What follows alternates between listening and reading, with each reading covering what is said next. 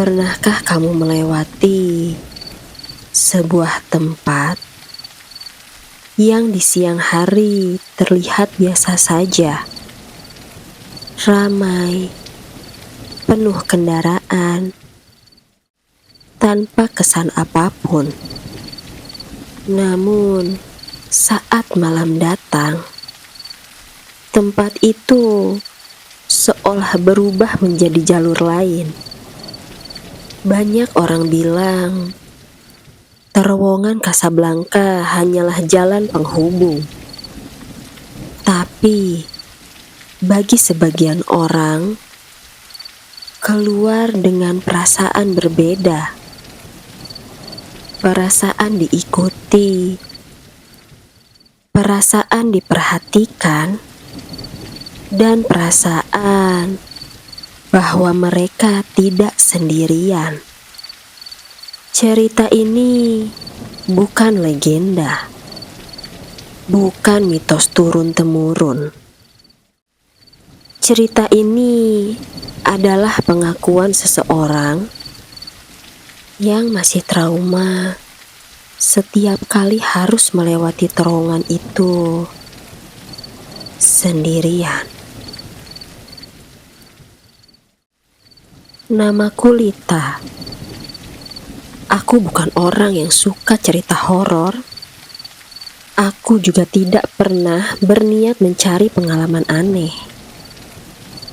Aku hanya saja sering pulang malam setiap selesai bekerja. Pekerjaanku mengharuskan berpindah lokasi. Kadang pulang lewat tengah malam. Dan terowongan Casablanca adalah jalur yang paling sering aku lewati. Bagiku, tempat itu cuma terowongan yang gelap, panjang, dan sedikit lembab. Tidak lebih. Malam itu, jam sudah lewat pukul 1. Hujan baru saja reda. Aspal basah memantulkan cahaya lampu seperti kaca. Begitu masuk ke terowongan, suasana langsung terasa berbeda. Bukan karena gelap, tapi karena sunyinya. Suara kota seperti menjauh. Mesin motorku terdengar lebih berat. Udara terasa dingin menekan dada. Saat itu, aku melaju pelan. Di sisi kanan terowongan, aku melihat seseorang berdiri. Awalnya aku pikir orang itu sedang menunggu tumpangan. Tapi, ada yang tidak wajar. Dia berdiri terlalu dekat dengan pembatas jalan. Tidak bergerak sama sekali. Semakin dekat, semakin jelas. Dia seorang perempuan. Rambutnya terurai panjang, bajunya putih, tapi sedikit kusam. Posisinya membelakangiku. Saat jarak tinggal beberapa meter, lampu motorku mendadak meredup. Bukan mati, tapi seperti kehilangan tenaga. Dan di saat yang sama, perempuan itu berbalik perlahan. Wajahnya pucat. Matanya terbuka lebar. Saat itu, aku merasakan dingin dan tubuhku kaku. Instingku cuma satu, jangan berhenti. Saat aku akan melewatinya, bau menyengat langsung masuk ke dalam pelindung kepalaku.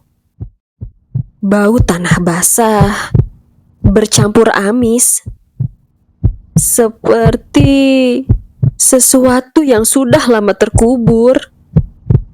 Ketika aku menoleh ke spion, Perempuan itu berjalan di belakangku. Langkahnya pelan, tapi jaraknya tidak berubah. Satu persatu, lampu-lampu di terowongan mulai berkedip. Jalan terasa lebih panjang, seolah terowongan itu tidak ingin berakhir.